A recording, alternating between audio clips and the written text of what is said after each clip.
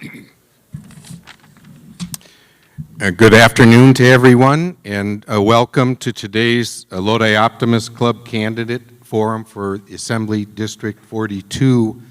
My name is Bill Haupt. I am a member of the Optimist Club for about 40 years now, and pleased to be the moderator at today's forum. We've been hosting these forums in concert and in partnership with our friends here at the high school for I think 27 or 28 years now. So we're very grateful to the high school for their involvement here today. And Principal Joe, can you please tell us who's with us today from the high school?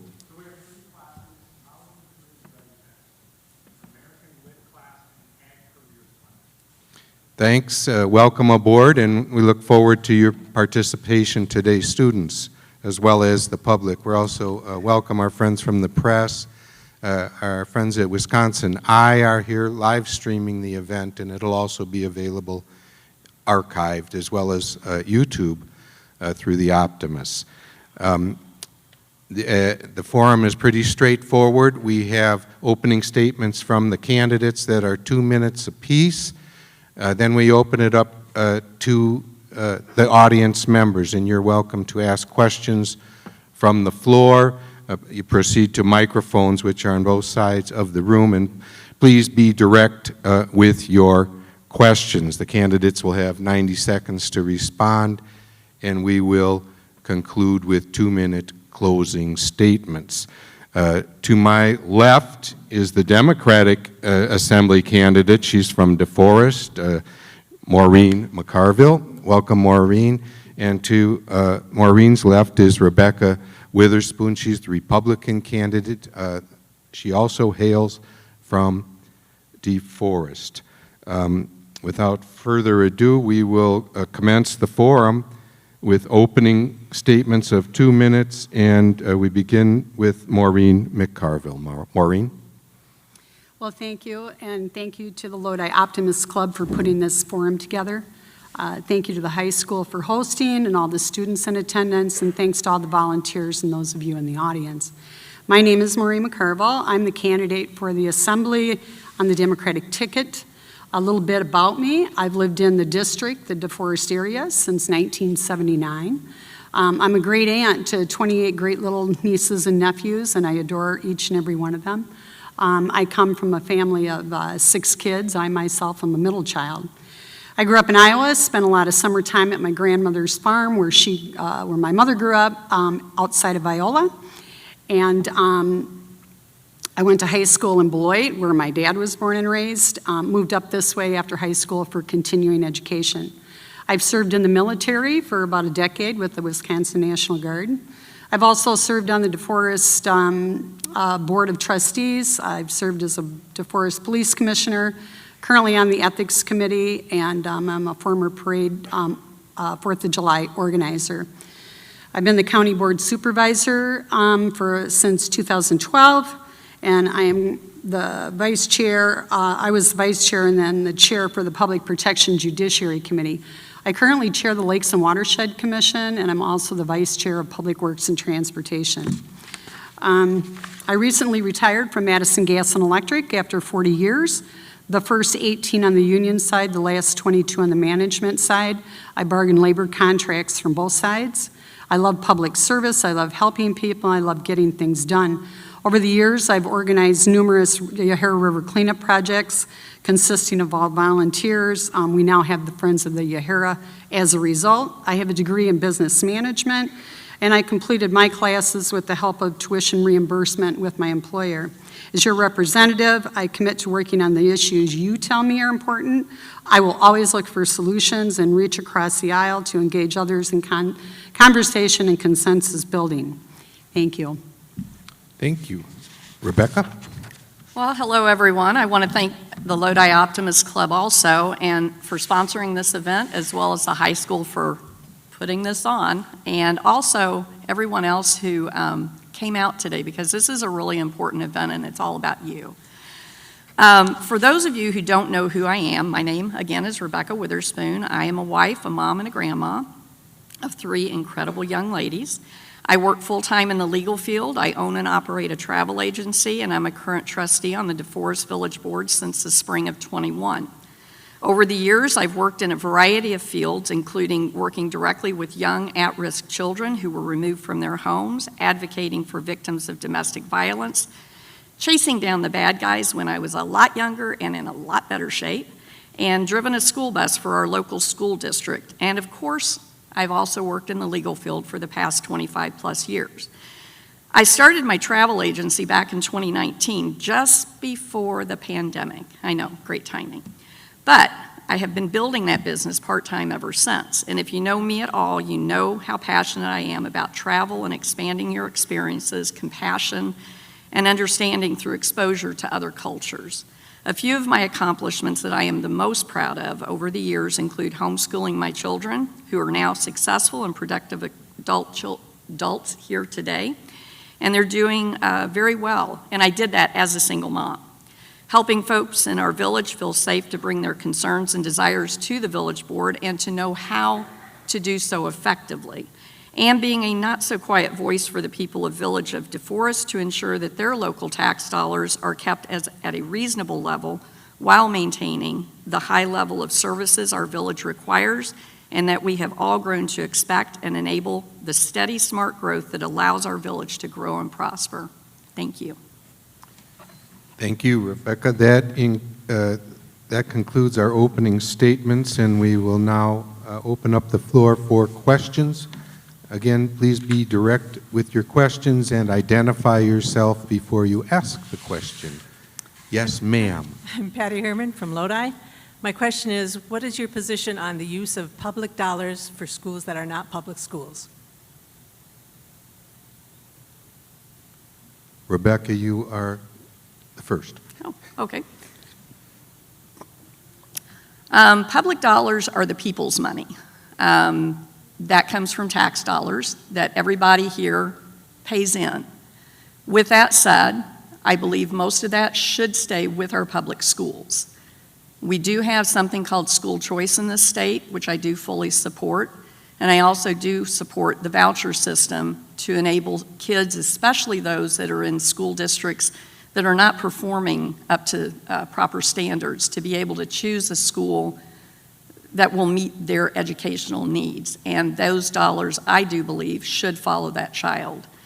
I haven't really gotten to the point where I know if I'm for it to be able to go to a private school. I think that would have to be a discussion that would need to be made to make sure that standards are being met, that testing is being met, and that children are actually being given the education that they should be given. If they are receiving that, I do support those dollars following that child to those schools. Maureen? Thank you for the question. I am not in support of charter schools. I am in support of public school funding from public dollars. The taxpayers are being hit with referendums on a regular basis. Our schools have been underfunded for a decade. We need to fund our schools, and we need to use the public dollars that are designated to go to our public schools to fund those schools. So I am not in favor of the charter schools, and I am in favor of funding our public schools at a level that we should be and that our Constitution calls for. Thank you. Thanks. Next question directed first to Maureen. Hi, I'm Jane Cahill-Wolfgram from DeForest. Following up a little bit on this question, schools and communities all across our state are struggling to meet their operational funding needs, and that has led to not being able to address other issues within our communities. What do you think is at the core of that struggle, and what would you do to help fix that problem? Right, so shared revenue is an area where we could do some solid gains, I believe. So communities across the district are struggling to make ends meet, and some are struggling with challenges of ongoing operations of fire and EMS, and paying the workforce and securing equipment. The schools are not able to meet their operations or build or maintain facilities and pay their teachers. So the core problem underlying all this is a severely flawed revenue system in our levy limit program. So this program needs to be revised. Meanwhile, the state legislature needs to grant a cost of living which would reflect the costs over multiple years. The state cannot keep pushing the costs down onto our local communities and schools. Our residents are exhausted by their continued growth in property taxes. I'm a single person paying my property taxes. I feel it like everyone else. And programs such as providing incentives for affordable housing would be more doable if communities had resources to operate within their communities. So I think the bottom line is we need to really take a look at that shared revenue program and adjust it accordingly, and also look at our surplus that we have sitting in the coffers and pay our bills at the state level. Thank you. Thank you. Rebecca? Thanks for that question. I think it's a really important question, especially right now, because just as my opponent says, we have a lot of referendums that are going on across the state, especially here in Dane County and even, I believe, here in Columbia County. But we do need to fix this, the funding formula. My personal belief is that we should equalize the amount per child across the board throughout the state at all the different school districts, and then adjust according to cost of living at the local level. So if you have a community where the cost of living is quite a bit higher than another community, we should take that into account so that we can pay our teachers the proper amount so that they can live in their community. The other thing is, I think that we should also be making sure that the state is helping more than it already is with things like our special education programs, because and each school is a little bit different, because you have some schools where they have a little bit heavier special ed program than other schools. So I think we really need to make sure we're looking at where those dollars need to be spent and providing the money to where that belongs. Thank you. Thank you. The next question directed first to Rebecca Witherspoon. Hi, Bill. Mr. Tatzel, please identify yourself. Jack Tatzel, Town of Lodi. Do you support biological males who claim to be transgender to be in the same locker room or bathroom with girls and to be participating in girls' sports? If so, why? If not, why? Thank you. Rebecca? Simple answer is no, I don't support that. There are biological differences between males and females that has been proven time and time again. We've seen very clear examples of that at the national level, where girls have been hurt just in volleyball alone, just because of the sheer strength of a biological male playing against them. Even at the Olympic level, we've seen some disturbing things happen there. So we've also seen instances in places like Sun Prairie where girls were in the locker room with a male who self-identified as a female and was undressing in front of them, and they felt very unsafe, and yet they were not protected. So their voices are not being heard. Our girls need to be protected. We fought too long and too hard to get equal access to things like sports and be able to do these safely. And now we're allowing our young girls and our older girls to be basically erased. And that's wrong. We need to be protecting our young ladies. And we also need to be taking into consideration that we need to take some compassion with these young, confused people and help them to have a safe place also. Maureen? Thank you for the question. I am not in favor of sharing locker rooms or restrooms between the different genders. Thank you. Next question directed first to Maureen.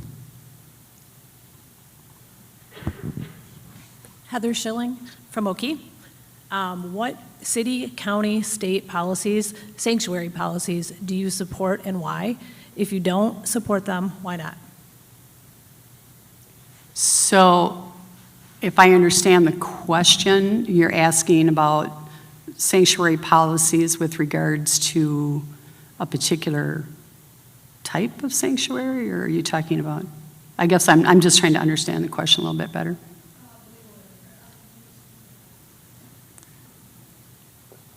Sanctuary cities that are letting in illegal immigrants. Okay. With regards to immigration, first of all, everyone should comply with the law.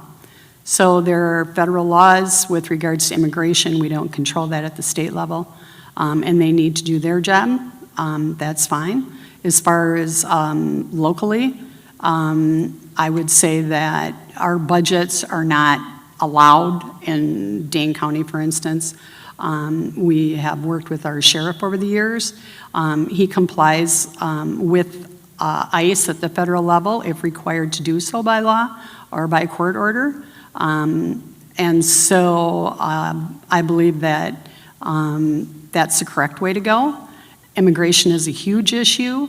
It's been ongoing for decades, if not longer, and we need to fix the immigration problem at its source, and you know that's a big deal at the congressional level, and we almost had a deal and it got shot down before it was able to be passed. So I would hope that folks would go back to that and fix it once the election is done, and that will filter back to us in the states, and in the meantime, we'll comply.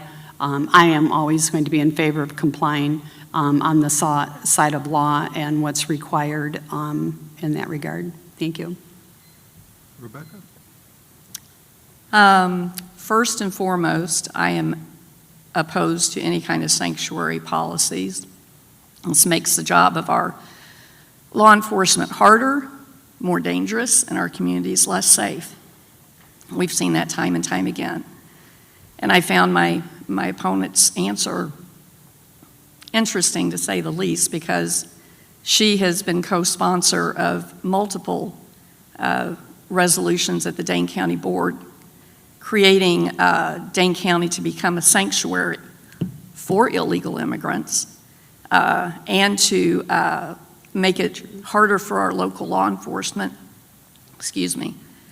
to actually cooperate with federal immigration officers. So you can't have it both ways. You either are for law enforcement and support them, or you don't. And I look at actions versus words, and her actions show me that she doesn't really support the law enforcement because she has co-sponsored those sanctuary policies. Next question, please, directed first to Rebecca.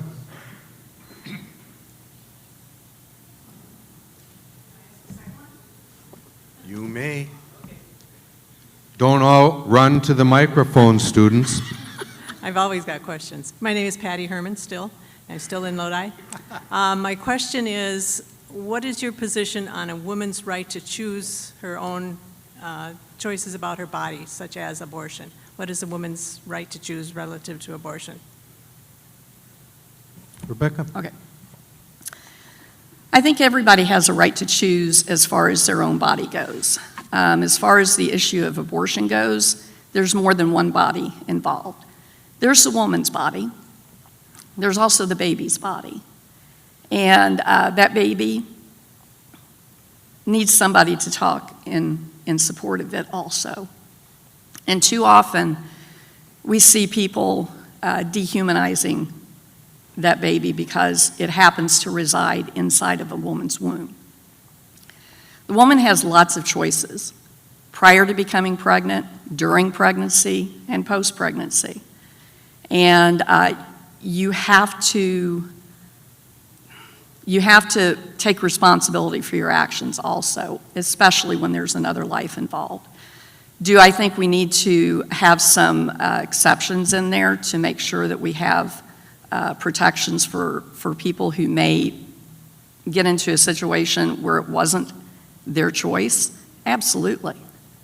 But we still need to recognize the fact that that is another human life that's involved. And until people once again actually do acknowledge that there's another life involved, we're going to continue to be dehumanizing little babies and slaughtering them. Maureen? Thank you. We should repeal the 1849 law that is currently on the books and in the courts with regards to abortion or women's health care. I would say that that is an issue that should be handled between a woman and her doctor. We don't consult government if doctors need to do a heart operation or amputate a limb or any of those types of things. Why would we feel that it's okay to have government involved in decisions regarding women's health care and their lives?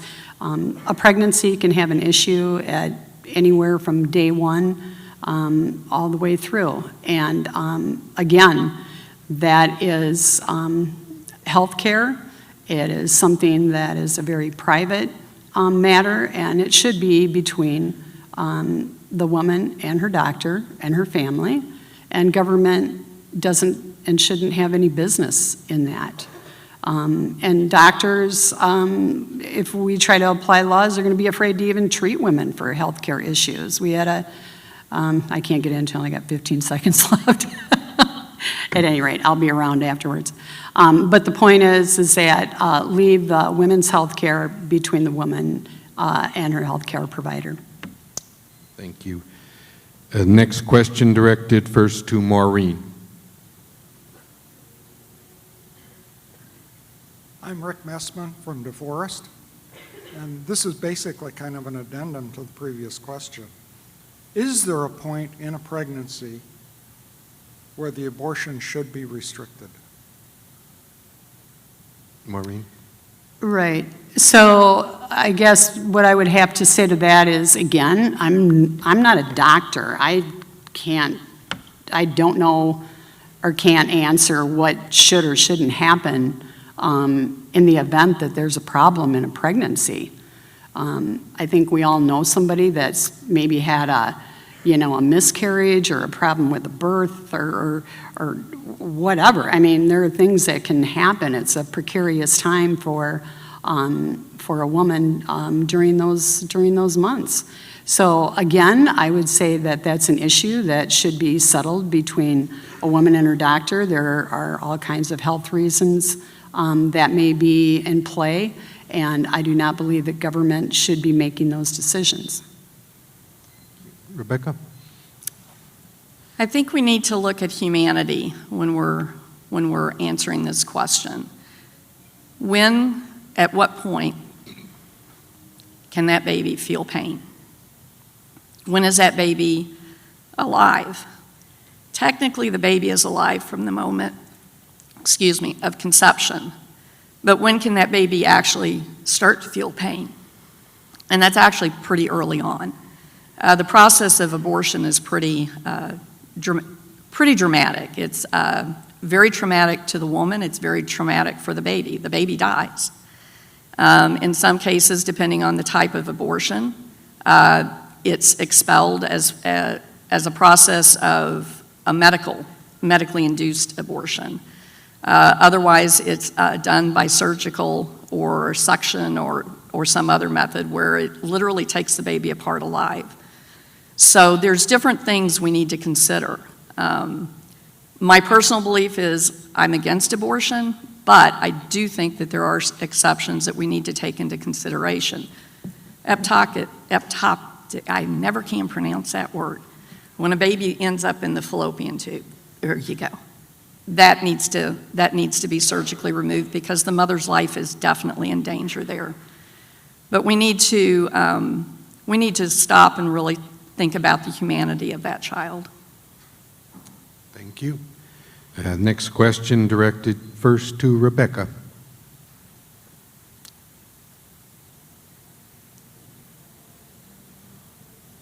Good afternoon. Good afternoon. My name is Bailey Monette. I live here in Lodi. Could you speak up a bit, please? What is your name, sir? Sorry, my name is Bailey Monette. I am a resident here in Lodi, Wisconsin. Thank you. As an American, I am very much concerned with the rights of myself and those around me, as well as our own safety. My only question is, what would your policies on the Second Amendment look like? I didn't understand. Was that on the Second Amendment? Yes, What do our policies look like for the Second Amendment? yes. Okay, thank you. Okay. Thank you, sir. Second Amendment. Is that to me or? You're up, Oh, Rebecca. okay. Yeah. Shoot. Shoot, sorry. That was That was a joke, folks. That was a joke, folks, yes. Second Amendment, I am absolutely in favor of all of our constitutional amendments. They're there for a reason. We have a First Amendment right to free speech, but without the Second Amendment, that First Amendment would not even exist. With that said, I think we need to be taking greater care to protect places like our schools, which have seen some pretty dramatic and horrific instances of some really disturbed people getting their hands on firearms when they probably shouldn't have had them, and getting into the school and killing some of y'all. And that is absolutely not acceptable. And we need to make sure that we're hardening our schools so that that can't happen again. As far as your Second Amendment rights go, I'll protect your Second Amendment rights from here to kingdom come. Because without that Second Amendment right, we could end up in a situation much like some of the other countries that we've seen where they've disarmed their citizens, and they're at the mercy of their government as to whether or not they can even survive or live. And that's wrong. We have a God-given right to protect ourselves, and we need to be able to stand on that right. Maureen? Thank you. So I'm a gun owner. I had military training on how to use it. And I would say that 81% of people surveyed believe that we should have common sense gun laws. And that's true. And that would be a pro-life move, actually. And so we on the books have laws that protect waterfowl more than it protects human life. If you want to go hunting and shoot a duck, you have to take a 100 safety course. You can only carry a shotgun loaded with small pellets, and you can't be using more than 3 shells at a time. The flip side is if you want to walk around a playground with a semi-automatic assault weapon and 100 rounds of magazines, you only need to be 18 years of age. So I like ducks, but I think that our children and the rest of us deserve better. We should be able to go into our malls and our schools and our grocery stores or anywhere else and feel safe. There's nothing wrong with having common sense gun laws. I have no problem with someone owning a gun if they have proper training, they've had proper background checks, and they're adhering to what the rules are. My opponent has stated that, she felt that what happened at the Capitol on January 6th was the people that attacked the Capitol were the victims, and the people that tried to protect the Capitol should have been charged with, shooting those guys with tear gas. So kind of a disagreement here on what things are, and thank you. I'll leave it at that. Thank you. Next question directed initially to Maureen. Hi, Heather Schilling again from Lodi. Just as a follow-up to the question on abortion, Maureen, you indicated that you would allow abortions up to late and full-term pregnancy for medical reasons. Would you also support these later abortions just because the mother decides that she no longer wants the commitment of being a mother? Okay, I couldn't. Heather, could you repeat the It question, wasn't clear, please, sorry. and speak a little louder? Yep. Here, let me Thank just you. move this up. So with a follow-up to the question, the earlier question on abortion, you had indicated that you would allow abortion, or you would vote for approving abortions up to late and full-term pregnancy for medical reasons. I'm just wondering if you would also support those late and full-term abortions for non-medical reasons, such as a mom deciding she doesn't want the commitment of being a mother, or a woman deciding she doesn't want the commitment of being a mother? Okay, so with regards to abortion, I'm saying that that's a healthcare issue.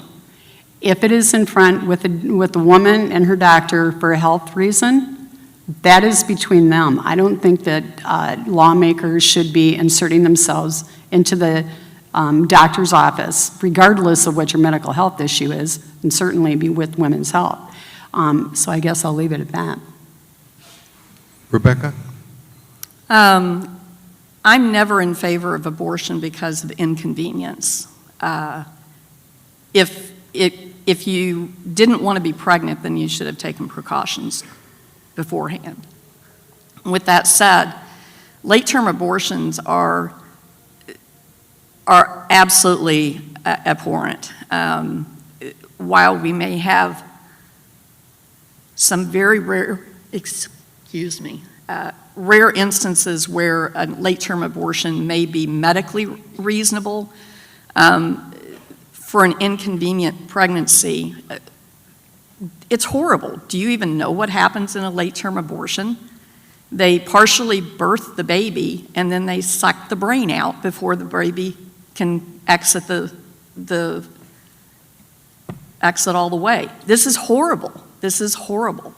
And we do not need to be having this done to these babies. I can't think of an instance other than maybe a car accident where something like that would need to be done. And even then, they can try to save the life of that baby. So for inconvenience, absolutely not. Thank you. Next question directed first to Rebecca. Hello, my name is Stacy Merdute, and I'm a substitute here in the Lodi School District.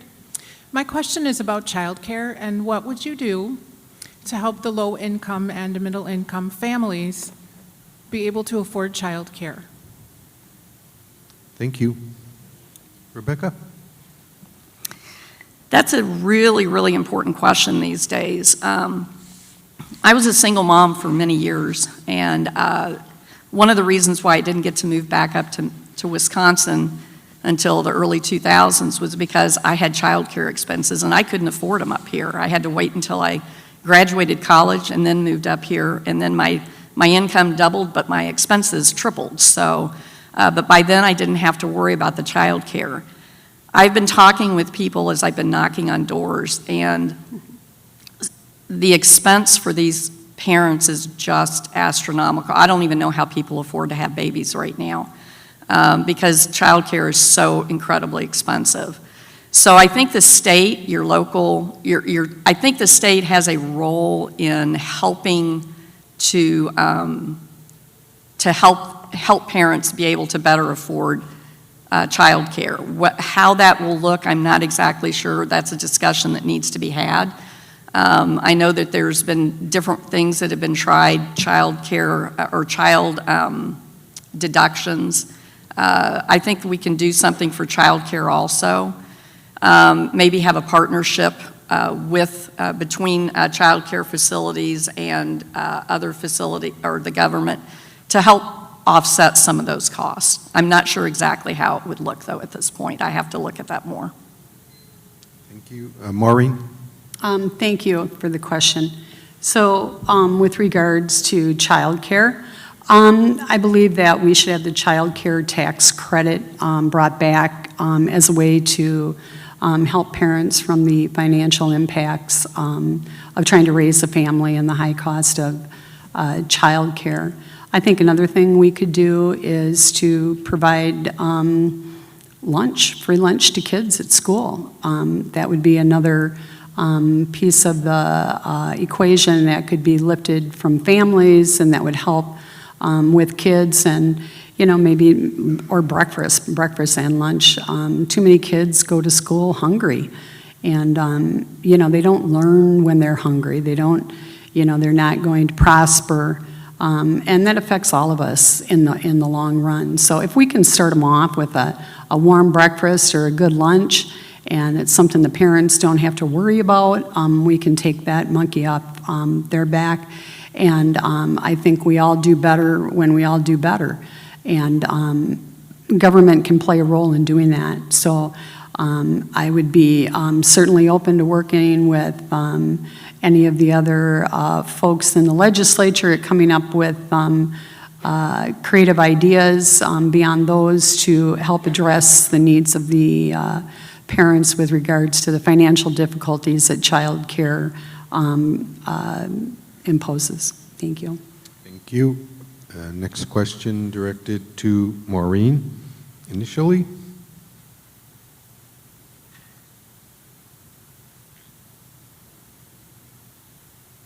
Hi, my name is Julian Beld. I have a question for both of you. There's been a lot of discussion about abortion. I want to know the difference in when a child becomes protected and being aborted the day before birth. So if a doctor and a woman decide she doesn't want the child anymore the day before birth, it's okay to abort. But if the child is born and an hour afterwards it's a redhead and she decides she doesn't want it, is it okay to kill the baby? Or when is it a baby? When is it a human being? I'm seeing a stark difference here. Maureen?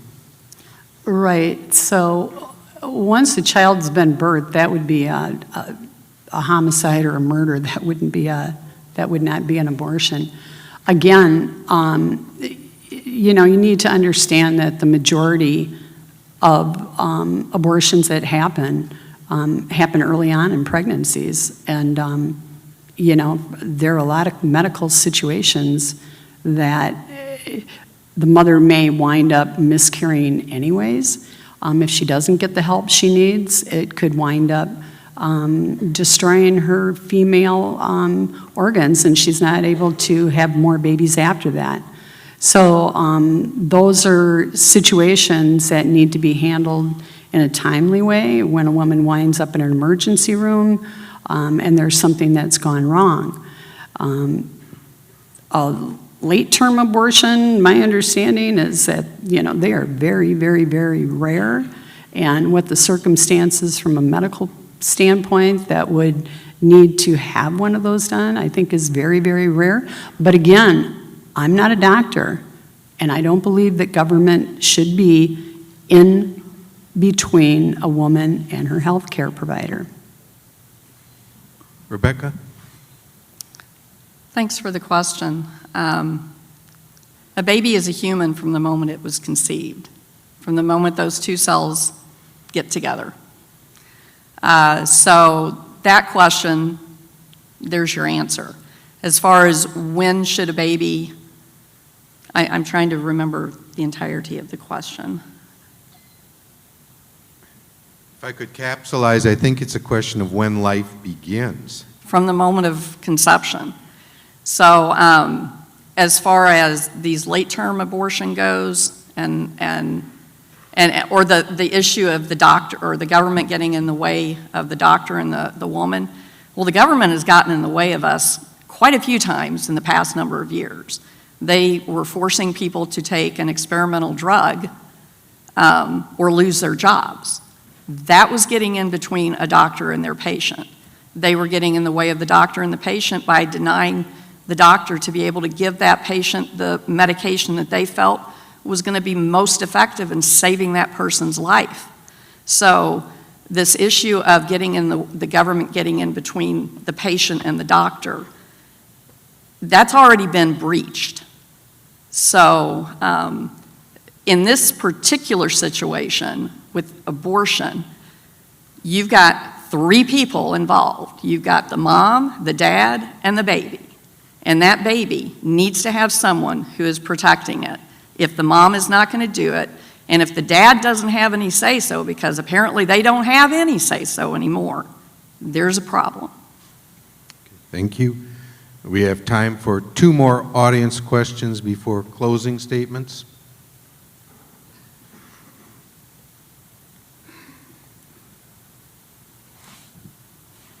Hi, my name is Alex Bass.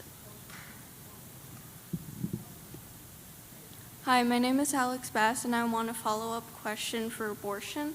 what if the situation is from rape? So say the woman gets raped, what is your opinion on that? Thank you. Rebecca, you're up. Rape is one of those situations where the woman had no say-so in what happened to them. That is one of those exceptions. I think that the woman needs to have an abortion at least be an option. But that said, not every rape victim chooses abortion. There's a lot of rape victims who have chosen, despite the horrific thing that happened to them, to bring that child into life. And they have raised that child or given that child up for adoption. And that was their own that was based on their personal beliefs. And some of those children have become some phenomenal people. So that is a situation that is what I would consider a true exception. Maureen. Thank you for the question. Of course, rape victims should be treated by the healthcare professional, given what's called the morning after pill to ensure that a pregnancy doesn't result. My opponent seems to have shifting opinions on, when a life is supposedly, we need to, protect it, but doesn't seem to want to do it in this particular case. So this is a very complex question that this country faces. And again, it's trying to put government in between a doctor and a woman because of her health. So again, if you're going to have a heart transplant, do you want the government to tell you that that's okay?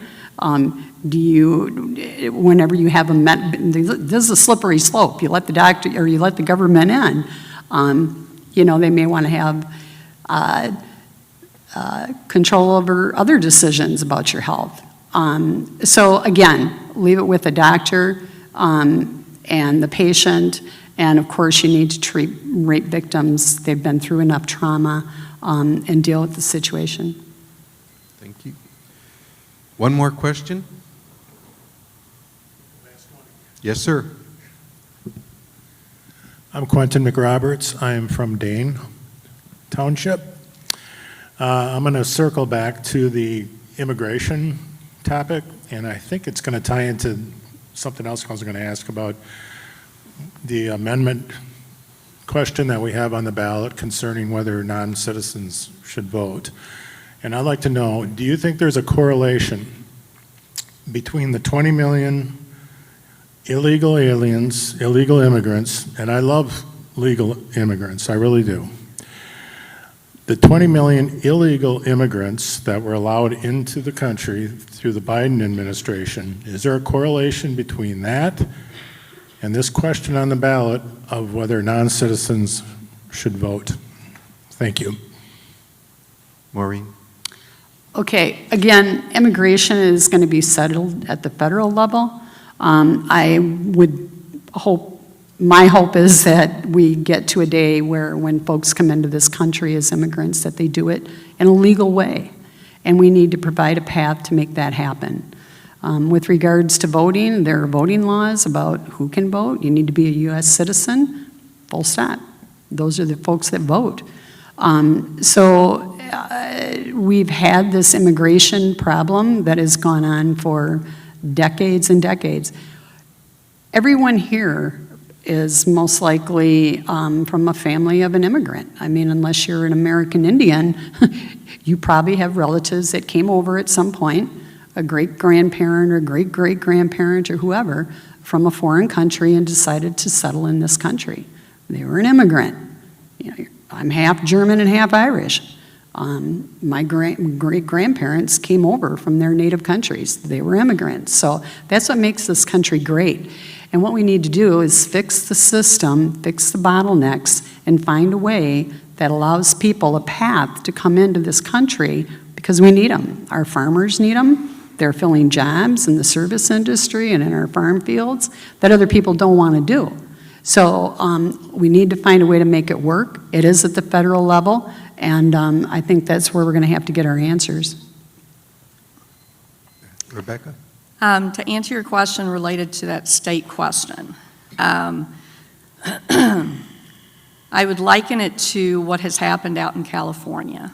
California has made it so that at the state and local level, non-citizens can vote. They can even, in some cases, hold elected office, which is kind of crazy when you stop and think about it. And then even, if I'm not mistaken, and someone can correct me if I'm wrong on this one, but I think even Washington, D.C. may have passed something so that non-citizens could vote in their local election, which again is kind of insane when you stop and think about who all is in Washington, D.C. You have people from all over the world here to represent their countries, and they're being allowed to vote in our elections. So the question on the state ballot right now is about whether or not to ensure that only American citizens can vote at any level within this state, whether it be federal, state, or local. And that only word is very different from the word every. Every allows the possibility, only prevents. So my personal choice is to vote to make sure that only American citizens can vote. Okay, thank you. That concludes the question and answer portion of our forum. Thank you for your questions. We now proceed to our closing statements, and the first closing statement from Rebecca Witherspoon. Rebecca? Well, again, I would like to thank our sponsor, the high school, the moderator, and my opponent. But mostly I want to thank all of y'all. Yes, I said y'all. All the members of this community and our high schoolers for coming here today for this very important event. In many elections, you either don't have a choice or the differences between the candidates are unclear. I think you've got a pretty clear choice today. My opponent and I are both respected members of our community, and some of you here today probably even know some of us, or both of us. But the primary differences between us are these. First, my opponent claims to support law enforcement and parents while simultaneously co-sponsoring multiple sanctuary resolutions to ignore laws and restrict parental rights. These sanctuary policies make the job of law enforcement harder and more dangerous, our communities much less safe, and tramples over the rights of parents. Actions always speak louder to me, and her words tell me that she says one thing, but she does another. Second, my opponent has supported and continues to support her party's policies that say you don't have a right to know what's going on with your child at school, pushes highly divisive and inappropriate ideologies and material with little or no educational value onto your children regardless of your or their objections, and has even lowered educational outcome standards at the same time demanding more and more money for the schools. And lastly, my opponent has a very long record of raising your taxes even during the hardest of economic times. Last year alone, when inflation was at some of its record highs, she helped raise property taxes in Dane County by almost 14%. That taxed people out of their homes. On the other hand, I have a proven record of fiscal responsibility, taking great care and consistently protecting your rights. Thank you. Thank you. Maureen? Thank you. Thank you again for the opportunity to chat with you about the issues. Lodi is a lovely village, and I'm excited about representing all of you. I have a number of endorsements that I'll share with you. Our Sheriff Barrett in Dane County, our former Sheriff Mahoney, your mayor here in Lodi, the former mayor of Columbus, our county exec and our former county executives, WEAC, the teachers, SEIU, the nurses, IBEW, the Building Trades Commission, the plumbers, the carpenters, Wisconsin professional firefighters, the Attorney General, the Wisconsin State Journal, AFL-CIO, Teamsters, National Association of Social Workers, Moms Demand Action, Sierra Club, the Realtors, the Wisconsin Farm Bureau, and the Wisconsin Hospital Association.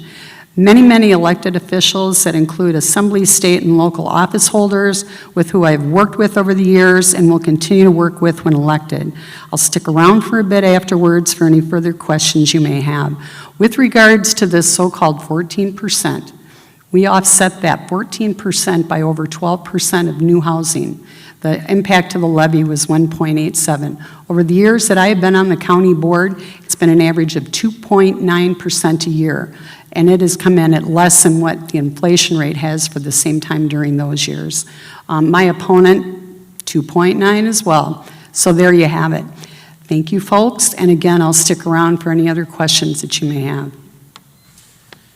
Thank you, candidates, for your closing statements, and thank you for your participation here in the forum. We always make a point of commending people for their willingness to serve and to appear at forums such as this. Why don't we give the candidates a hand, please?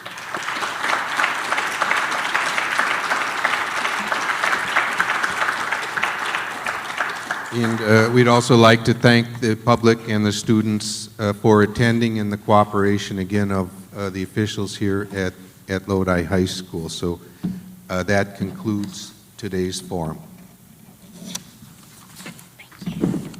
Thank you.